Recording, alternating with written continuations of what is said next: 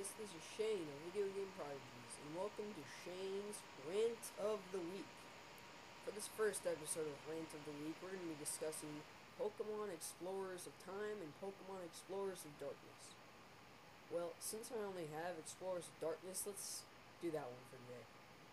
Alright, so Explorers of Darkness recently came out, and I know a lot of people are going to be on the fence about this game, since a lot of people bought Blue Mystery Dungeon, or whatever it's called, Blue Exploration Team or whatever, and didn't like it.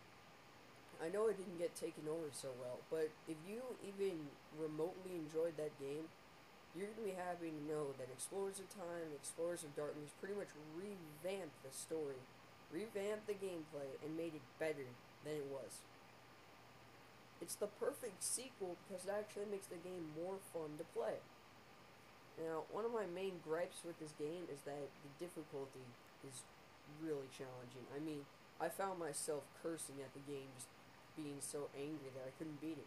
Because some of these bosses are just insane. Like, there's a part where you have to beat Dialga, and I was a Squirtle, and my partner was a Charmander, so you can see how frustrating this was. I mean, oh, and another problem I had with the game was the element differences. You see, sometimes in the beginning of the game, you have to walk around with, like, your elements.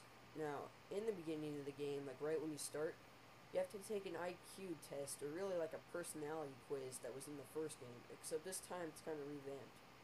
Now, you can't be some of the old characters that you could have been randomly chosen from the last game, but this game includes the 3 starters from the Diamond and Pearl series, and Munchlax. So yeah, we got Munchlax instead of, Machop, who was one of my favorites. But moving on, I don't want to sound like too much of a nerd here.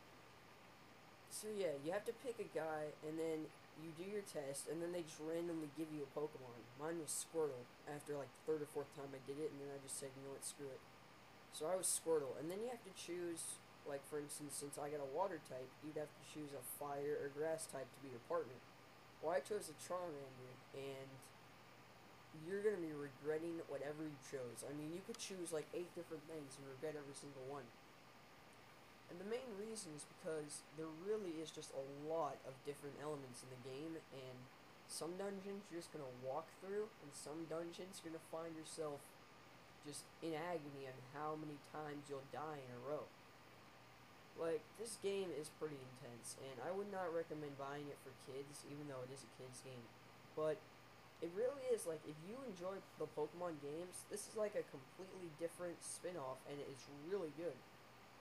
I mean, anyone who's on the fence about this game should definitely check it out. Now, in Rant of the Week, we're going to have a props and a no section.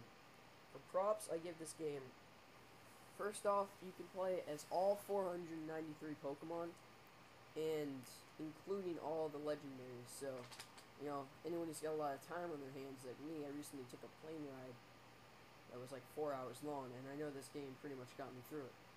So, and after you beat the game, which, to be honest, took me about 4, 5, nah, I'm not even going to say that, I'm going to say 8 to 9 hours, because I kept dying. But after you beat the game, you pretty much get a whole, like, section of opportunity. You can pretty much go anywhere, get any Pokemon, and do anything you want. Now, my no section, or the thing I'm really against, is it feels like the whole game's just like a tutorial for what you're going to do next.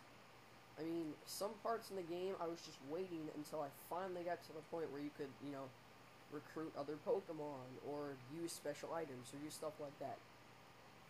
The game doesn't really give you that much variety to do in the beginning, and until you beat the game, you're really not going to have as much fun with it as you will after. So I know some little kids out there are going to, like, just hate the game, not even complete it. And that's a shame, because after you beat it, you actually get the real fun. So, if you bought this game, you got kind of far in it, and then you just gave up, I definitely suggest recommending it to a friend, for one. I mean, if you go tell a friend about this game, it can be really fun to play with your friends. It features something called Rescue Mode, where once you get to, like, level 15 of 15 in that dungeon and you die, you can have your friend come bail you out, and it's really fun. So, yeah, I'm going to give this game the Shane Pick of the Week. which means it's good. So here at Video Game Prodigies, I'm not going to give it any kind of rating. I'm going to tell you if it's good or if it's bad. And so is Chris. So what do I say about this game? It's good. If you're a longtime Pokemon fan, you should probably already have it.